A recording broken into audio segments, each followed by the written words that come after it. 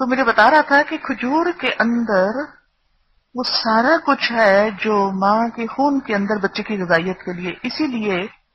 جب بچہ پیدا ہوتا ہے تو اسلام میں سب سے پہلے سے کھجور کی گٹی دیتے ہیں، کیونکہ وہ ٹوٹل وہ سارے اجزاء کنٹین کرتی ہے جو ماں کے خون میں ہوتے ہیں جس سے بچہ پل رہا ہوتا ہے،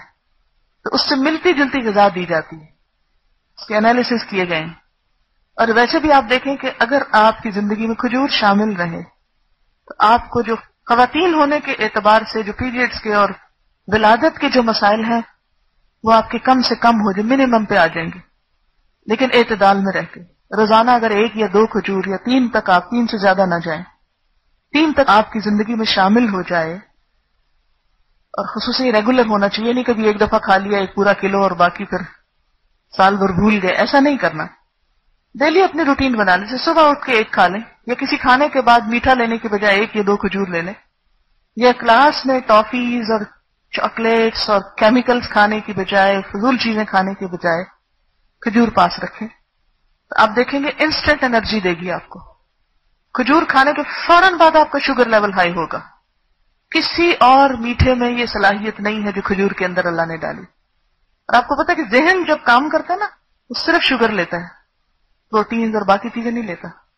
تو جب آپ بہت ذہنی کام کر رہے ہیں تو اس وقت آپ کو آرٹیفیشل شوگر لینے کی بجائے نیچرل شوگر جو کھجور کے شکل میں ہے،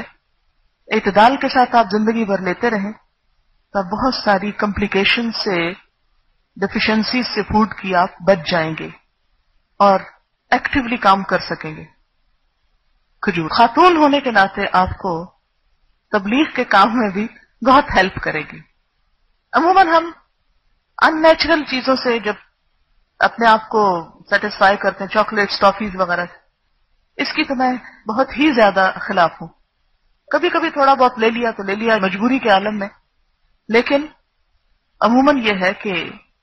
یہ چیزیں الٹیمیٹلی ہمارے معدے کو، دانتوں کو، باقی جسم کو نقصان دیتی ہیں۔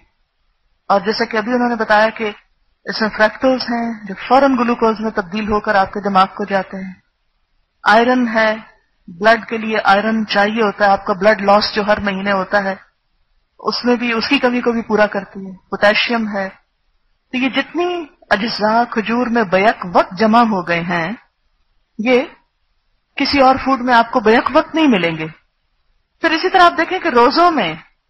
افطار کے لیے خصوصی طور پر ہمارے ہاں اس کا سنت سمجھ کر اہتمام کیا جاتا ہے۔ اب یہ جو سنت ہے،